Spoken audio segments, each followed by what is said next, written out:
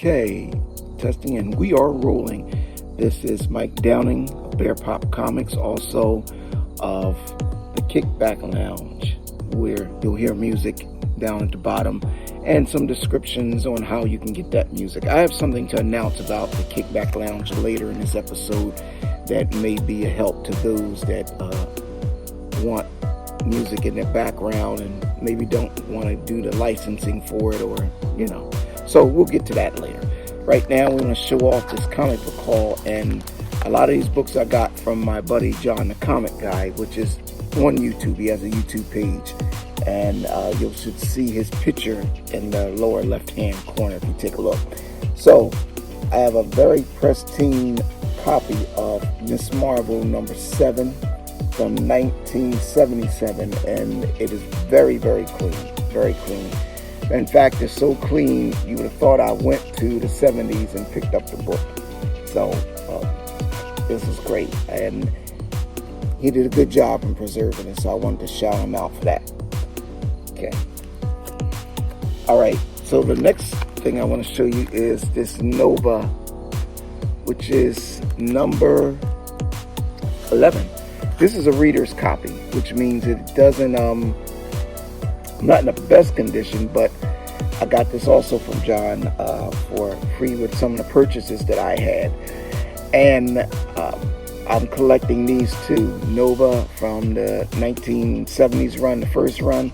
So this is great for a reader's copy, and I'm going to look for a more pristine copy like what I showed you here. When I can find this Nova in the condition of this book, this Miss Marvel number 7, I'm in business. And we have another reader's copy I got from free, the Champions number 16. Now, there's a new version of the Champions. This is the one from the original run from the 70s. I prefer this version here, and this has Hercules, Black Widow, Ghost Rider, the Beast, which Pop didn't help. Actually, Iceman is a more solid part of the team, and they're battling Magneto. Okay, moving right along, we have another free reader's copy, Daredevil 207. I like this. It's a good book. I'm going to get a better copy. All the reader's copies I'm showing you right now is going to hold me over till I can get the better copies of these. But these are good copies, which I would basically, if I seen them in a dollar's bin, I would pay for them, just until I got a better copy. Probably would save them too. Let me get some of this clear off of here. We have, now this is an excellent copy of Uncanny X-Men number 2. This is from the, I'd say maybe 2013, 14. But you see the artwork I like on the cover. This is Chris Pacello. I talk about him all the time. And the cover speaks for itself. He's just an amazing artist. So anything with him doing the artwork, I try to stay with. I try to collect his stuff, and whether it be graphic novel or single issues. So this is a Pacello piece right here on Uncanny X-Men number 2. And all these are from John the Comic Guy, mind you. This is the X-Lives Wolverine. This is one of the variant covers. I showed you the graphic novel I have of this, but this is a nice variant I got from him, and very clean, great artwork on the cover. I'm a sucker for a good cover. I might even buy a book twice if I see a good variant. And this is Wolverine number 42, Fall of X. Another excellent cover with my man Sabretooth on the front. Sabretooth and Wolverine are always doing their thing. We have another Wolverine number 41. His cover is just outstanding. That's one thing I like about the new comics. I like the old comics covers, in the 70s, but the new comic covers also have a pop to them. If we could get the content the same as what they did in the 70s, we'd be in business. Okay, and another Pacello. This is Spider-Man number 1 of 4. So this was the Dark Reign run, and that is, I'll do Venom on the front with Pacello art. Very, very good, very good. Stands right out. I like where they put the trade dress, the title, in the middle of the cover.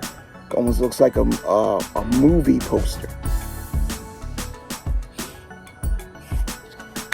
Here's another Wolverine, number 25 with X23 on the cover. That's a stunning cover also.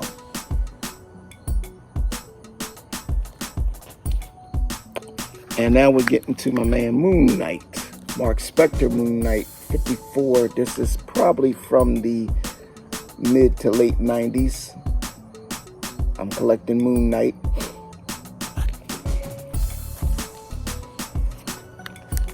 We have Moon Knight Fist of Khonshu, number 3. This might be from the late 80s going into the early 90s because it's at 65 cents. Can't argue with that. Good cover. I haven't read it yet. That's the exciting part. And then we have a more modern Moon Knight coming up right here. This is Moon Knight number 12. This is probably in probably 2013 to maybe 2018, somewhere like that. I'm not going to open it up and look at it, but very pristine condition. And now we have a bunch of other books we're going through here. I got a really big haul. If you notice the cardboard, it's just to keep the books from bending while I'm showing it to you. So we have X-Men Gold, number 2. Stunning cover, great condition.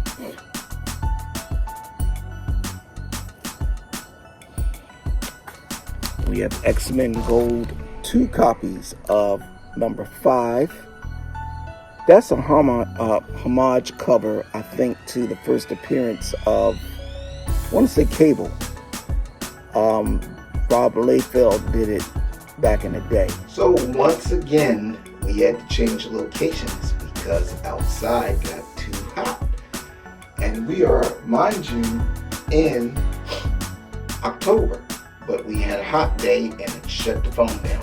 So I'm inside doing more of this comic book haul I got from John the comic book guy. That's okay. No matter, we're going to get it done. So we're going to focus on the center. We are down looking at X-Men Gold number 2. Oh, great cover again. I just got to tell you guys, I love these covers. And you have the Logan version of Wolverine. And, oh wow, there's a lot of characters on the front of this cover. I don't want to call out the name. One of them looks like Pyro. And the other one, it looks like Sauron in the back. I'm not sure. But anyway, great cover. X-Men Gold number 2. Okay, I've showed you this. I had 2 copies of this, so this is why you're seeing this again. X-Men Gold number 5.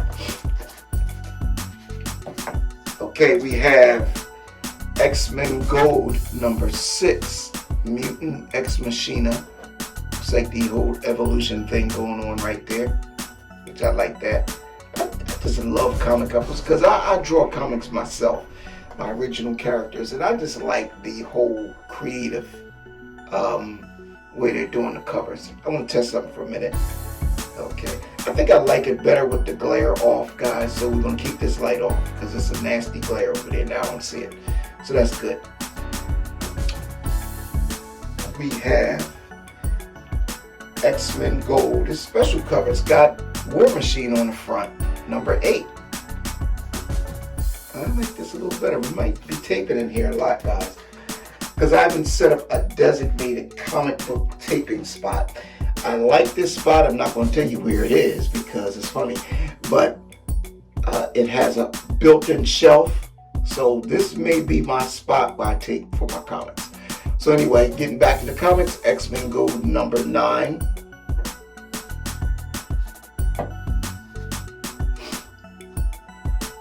X-Men Gold number 12.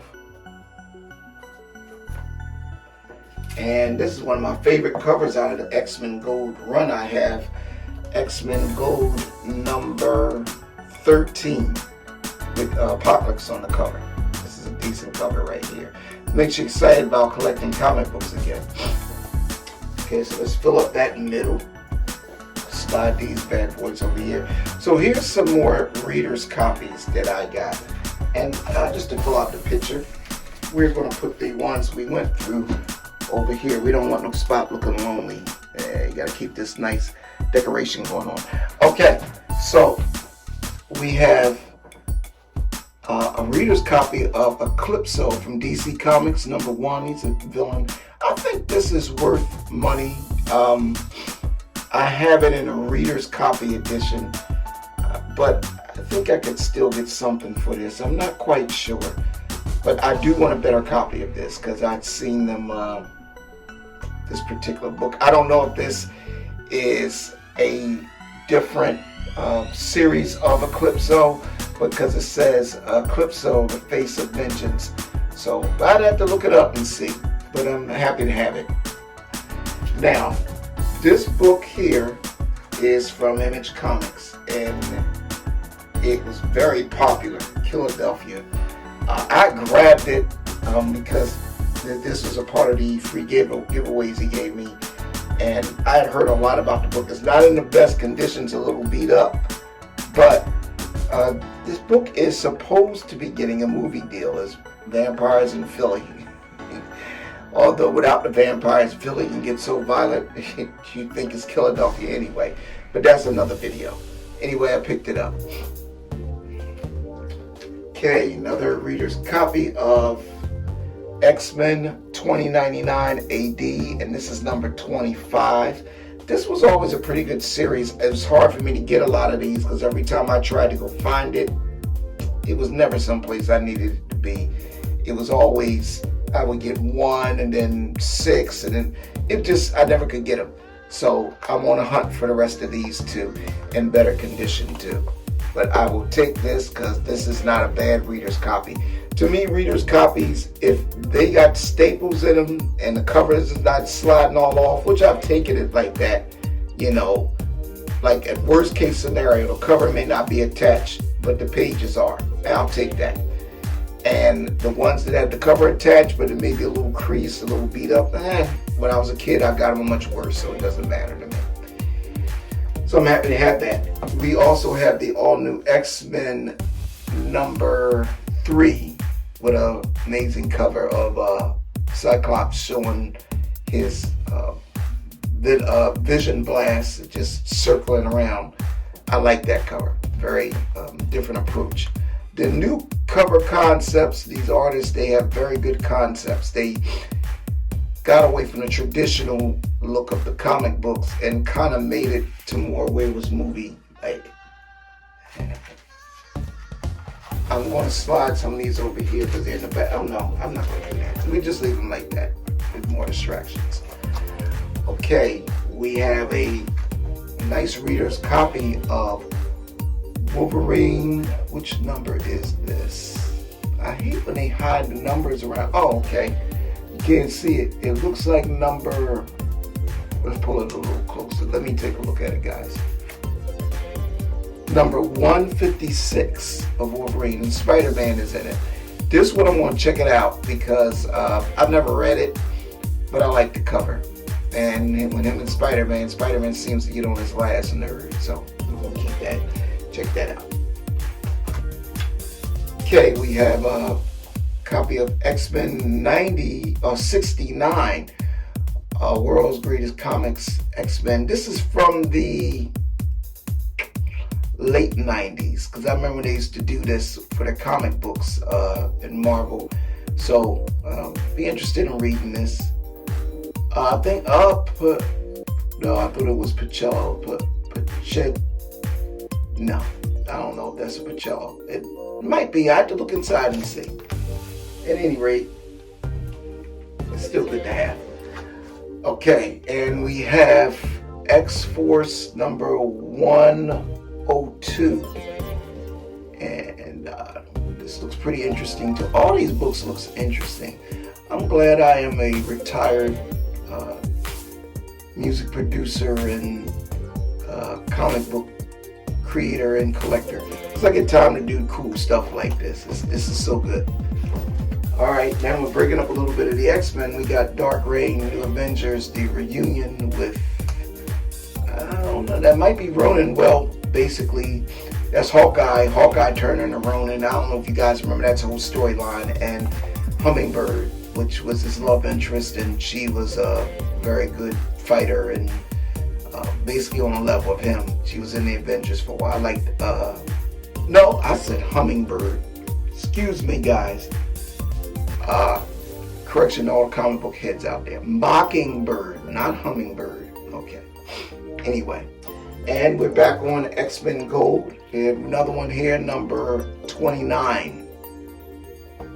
I'm really liking this area, guys, so this is probably where I'm going to be taping from now on.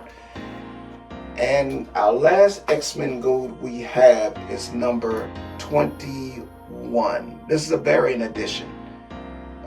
And it looks like they're up against the new Brotherhood of Evil Mutants, which looks Avalanche, Pyro.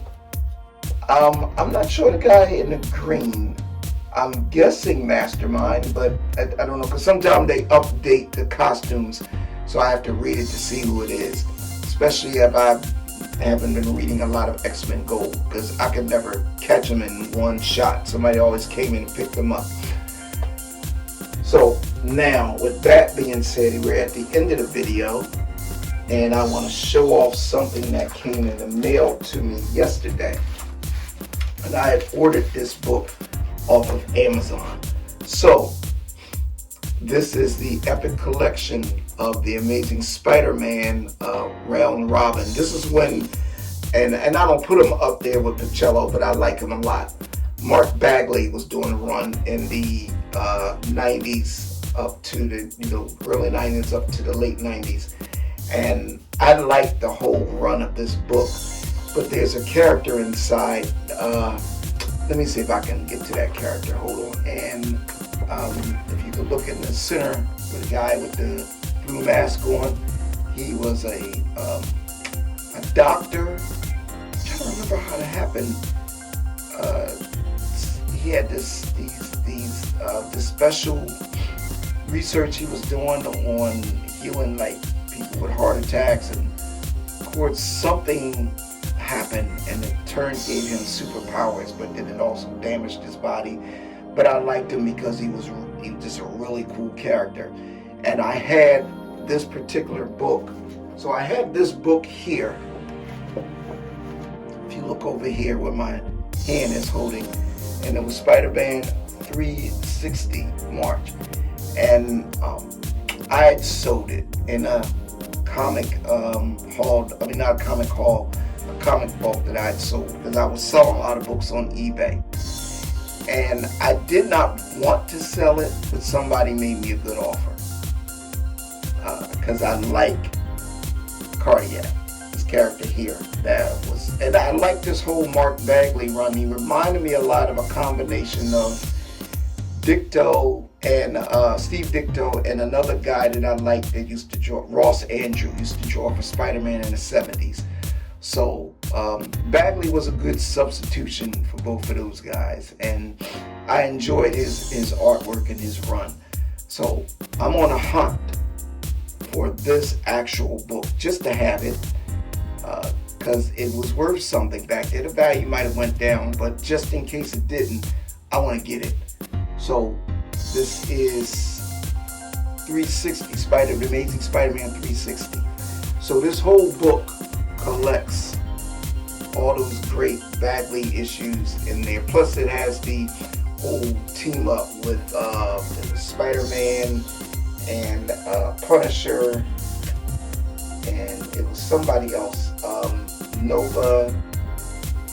It's the whole round robin thing. It had like a bunch of young heroes, and they had revamped an old character that was in the original run of The Deadly Hands of Kung Fu, Shang-Chi, an assassin called Midnight, but they gave him cybernetic powers, cyborg powers, and so he was already a martial artist and deadly, but now he had bionic powers too, so it was cool.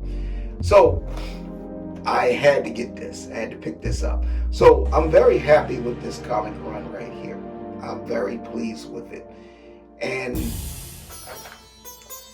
I'm also pleased with what happened out back, because it allows me now to show you guys the new area that I will be doing comic videos from. Oh, and one more announcement before I close out. I will be opening a site on YouTube, and it will have free downloads of instrumentals that I have, and they're going to be under the Creative Commons attribution license, which means you could use them in your videos and things of that nature. I still own the rights to them, but I'm giving you permission to use it. I will be posting a link to that site in the description of this video. Enjoy your day. I hope you enjoyed my comic haul, and there's more to come with the indie comics. KIC-BACK music.com